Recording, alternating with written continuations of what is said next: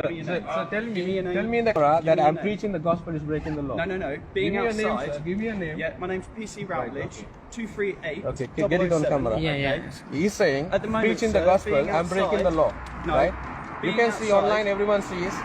Preaching the gospel, they are saying, the police officers are saying, No. that we are not allowed to preach the gospel under this you're not nation, listening. English nation. Right? Yeah. You're not listening, We are declaring the word of God. Sir. Right? Right. Sir, are you going to give me your name and your details or not? So I don't have to do Yes, you do. No, because Okay, I didn't you're break under the law. arrest. Alright, you're under arrest. Oh, Breaching you can code arrest of me. that. Today we have been arrested for preaching the gospel. One question.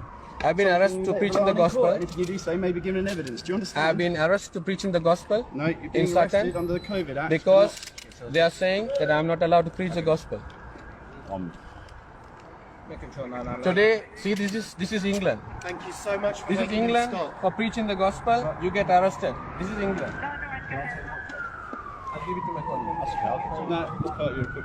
You want to take me as well? Today I've been arrested in public.